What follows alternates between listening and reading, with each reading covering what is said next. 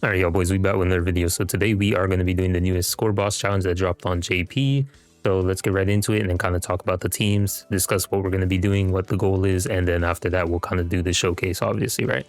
All right, so we're here on the teams. Obviously, I skipped forward, but basically the boss is weak to blue. So, hey, I mean, obviously we're going to use the strongest character in the entire game in terms of DPS, which is going to be SUKUNA. This is going to be literally a cinch. It's not even going to be that much of a big deal or that much of an issue. Everybody should be able to get very high scores on this boss no matter what, just because, like I said, he's weak to blue and we have SUKUNA, who's literally the strongest DPS. So we do have Domain Megami. I mean, he's the standard for score bosses. Then we have Kamo's Archery Lesson, just because it's literally one of the best support memories to kind of buff your team entirely, right? So give you 25% for 2 turns, which is really good. Then we have Saki here. So Saki's main goal here is just to kind of like stall for our team so nobody on our team dies. On top of that, we're going to be using the I forgot what the memory is called, but basically this memory is going to kind of like drain our HP to give a special gauge. We don't care about the special, we just using it to kind of kill our Saki as fast as possible. Then we have Inumaki, because Inumaki is literally the best blue debuffer, I guess you could say, in the team. Not the team, in the game. With, of course, having high damage output. Now, I say the best. Obviously, Blue Ghetto is also a very high contender. And he is more flexible in certain cases and scenarios. But, of course, you're going to have Inumaki on your team too, just because Inumaki can provide a lot for a mono blue team. Then we're going to have non-standard on top of him, just because non-standard is going to increase his overall damage output. Like I said, he can be a sub DPS and even a main DPS, just because he does a lot of damage while also being a debuffer. So having non-standard is going to help you get a higher score than just increasing your overall team's damage output by like 15% or whatever other memory we can use to increase their damage output. So I feel like it's just better to increase his overall damage output, which will be millions more than just adding like an extra, 1 million to a character. Then we are going to have, of course, Sukuna. He's going to be our main DPS. He's going to literally demolish this. I mean, you should already know what Sukuna does if you play the JP version. He's literally an absolute monster behemoth. So, I mean, he's literally kind of obvious what we're going to do with him. Then we're going to have Pride. Now, if you don't know how Pride functions, now I know a lot of people don't, because they're constantly confused every time why I'm doing this or why I'm doing it like that. Basically, what Pride does is it gives you a curse damage increase, I believe, by 65% or something. Let me check real quick. 60%, excuse me. 60% for 8 turns, 2 times. So what this means is in those 8 turns, if you don't use any Jujutsu attacks, what happens is you're basically not going to use this buff. You're not going to use it. You're going to always still have it active until you do use an attack that uses cursed energy. So you're basically going to hold on to it, and it's 2 times. So you can do 1 attack and then just hold the other one for the next few turns. And then what you do is you wait 5 more turns, so that way you can activate Pride again. And when you activate Pride again, that means you're going to get another stack of 60% to your character, meaning you have 2 60% increases of cursed energy damage or whatever curse tech to your character. So this gives you the overall most optimal damage output as much as possible. More than non-standard, of course. So just keep that in mind. Obviously, people don't really know that, and I'm just, specifying right here so that way you understand why we're doing this and why we're using Pride. I mean, most people who are veterans already know how Pride functions, but I know a lot of other people who are still fairly new don't really understand the actual purpose of Pride and how to utilize it properly. And that's basically how you use it. You kind of just use skills that don't use curse tech or buffing skills, and you'll basically save it until you get the next, until it's back on cold, until it's off cooldown again, and then you use it again, so that way you can stack again with your Pride and do maximum damage output. Then we're gonna have Blue Ghetto. Blue Ghetto is gonna come in after Saki's dead and provide as another debuffer to increase our team's damage output. On top of that, he's able to do a lot of damage himself, so he's not gonna be bad in this position whatsoever. He's really good in a lot of content, especially with his newest buffs, which came about maybe a month or 2 ago. Then we're gonna have a free-to-play memory. This free-to-play memory is pretty decent. It's 10% Jujutsu and Taijutsu, so basically physical and curse damage. 10%. for 3 turns, and of course that's going to once you activate, that's going to be lasting you quite a bit. So that's going to be a little bit of extra damage. And then on top of that, you're going to have the passive effect, which is also at the start of, you know, the third turn of the battle. You know, you're going to have the increase of 10% taijutsu and jujutsu by 10% for 4 turns. Obviously only up to 1 time during battle, but I mean, either way, it's still really good. You're going to have the increase from not only the actual skill effect, but then of course the passive effect. That's going to give you an overall good damage increase for your entire team. So it's really good. And it's free to play too. So make sure you're doing it, because I believe it's on global already. So you make sure you get this. So that's going to be our team setup. Now, without further ado, let's actually get into the boss and, you know, tackle it.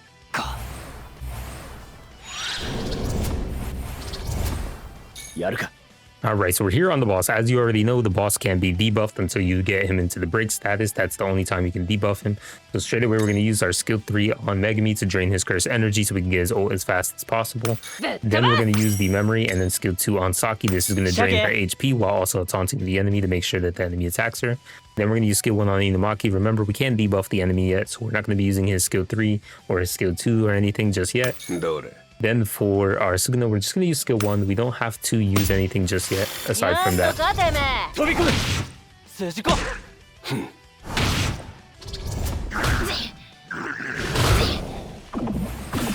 Okay, not bad.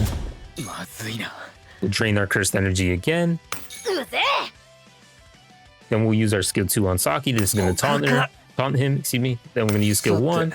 And then now we're going to use skill 2 on Sukuna and our pride. So here we're going to use our skill 2.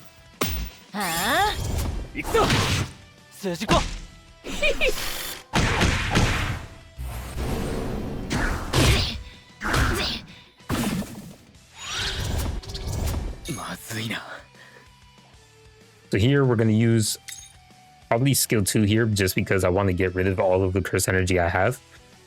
So skill 2 here. Then we're going to skill 2 with our Saki. Then we're going to skill 1 with our Inumaki. And then we are going to skill 2 with our Sukuna. Now, before I do that, I'm just going to show you, we did attack with him last turn on skill 2, just so you can see. We still have the 60% buff from Pride. And then obviously it still says 7 turns duration and still 2 procs active. So as you can see, it doesn't proc on his skill 2 because his skill 2 is a physical attack move and it's not a curse attack move. That's basically the way to utilize Pride efficiently. Just so people know, because people still don't really know how to use it properly, even though I say it many, many, many times. Next up, we're going to use skill 2. Then we're going to use this memory here and then use skill 2. Then we're going to skill 1 with our Inumaki. Then we are going to skill 2 again with our Sukuna.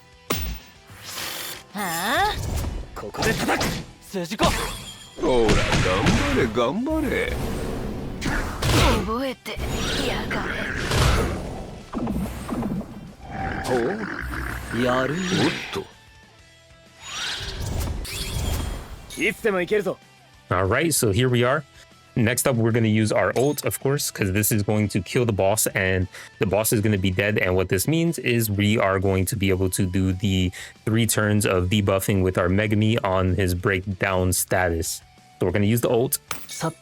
Then with our Geto, we're going to use skill 1. Then we're going to use our skill 3 on Inumaki. Not that it really matters, because obviously the boss is literally probably going to die from this. Then we are going to use skill 2 on Sukuna again.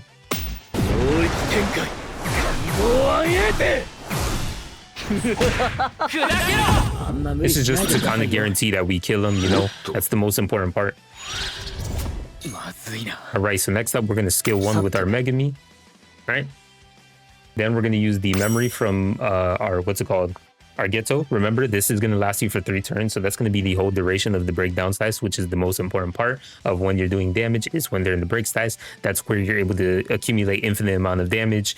Meanwhile, of course, the initial phase and the second phase, those parts don't matter just because they're always fixed. So you can do a 10 billion damage, you're always going to get a fixed amount of score. So now we're going to use skill 2 here to increase the amount of damage they take.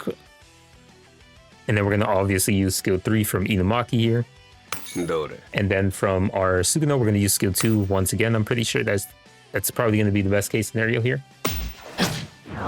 避けきれるかな。砕けろ。ほら頑張れ。行くぞ。 We'll use skill 1 on our Megami, and we'll also use Kamo's archery lesson. Remember, this is going to last you for 2 turns, so, you know, obviously the final 2 turns of his breakdown size. So this is where we want to use it, where we have the most amount of debuffs on the enemy as possible and the most amount of buffs. Then we're going to use skill 2 again with our Geto. Then we're going to use our skill 3 with our Inumaki. And then we're going to use Pride. And I would use skill 2 here, but now we can use skill 3. And you're probably wondering, why am I going to use skill 3 here? Well, the reason for that is because remember, it stacks and I'm still going to have 2 activation conditions on those buffs, meaning that I'm still going to have the 2 damage increases for 2 separate attacks, meaning I'll have it for my skill 3 and the next turn I'll also have it for my ult. So that's why we're going to use it here and use skill 3 rather than just using the ult or, you know, stalling one more turn, because we're going to be able to get damage output on this turn and damage output on the next turn. So skill 3, right? And yeah, we're going to cook him. We're going to do a lot of damage. What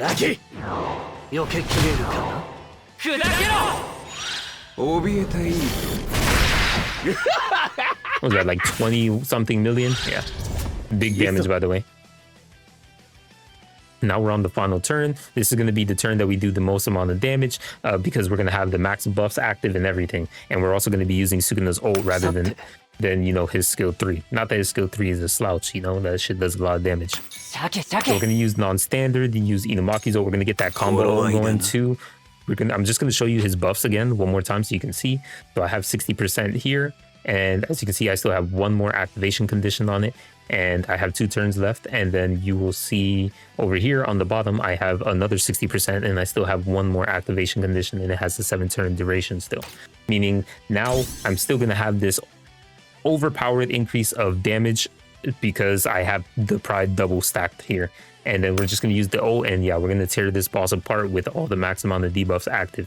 I'm going to have Megami go first, going to put that last 100% debuff on him, and then we're going to have, of course, Geto go, and then also debuff him to increase the curse damage and everything. And then we're going to have Inumaki go in, and he's going to start doing a lot of damage. I'm pretty sure he also increases the amount of damage that they take too when he hits them with their ult. And then on top of that, we're going to have Sukuna just go in and absolutely obliterate this guy. If we get a crit, that's the best case scenario. Getting crits is all we want on our Sukuna, because that's going to increase our overall damage and our score.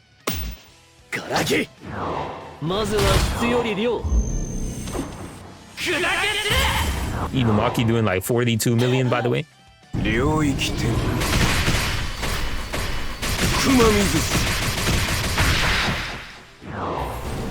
And then we get the combo.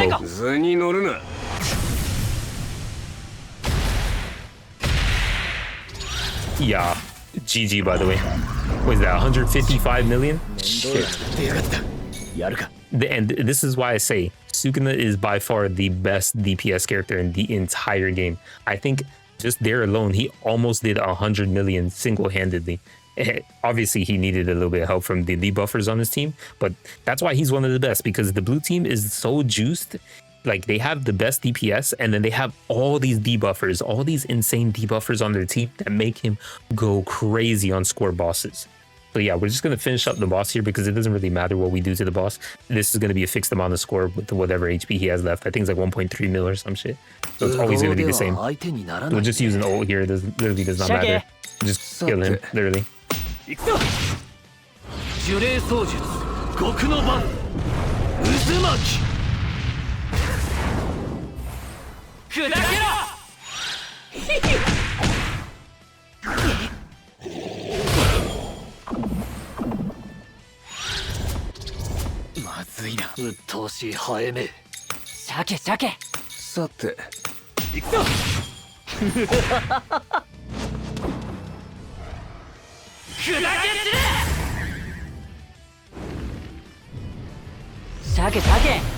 Yep. And as you can see, that's the score we got. 158 million. There it is. Sukuna is just that man. He's just him. And Inumaki, absolute fucking monster. Literally elevating the amount of damage you can do with your characters on a blue team. It's just like, this is why I said on global, bro. Like, Nanami, he got fucked.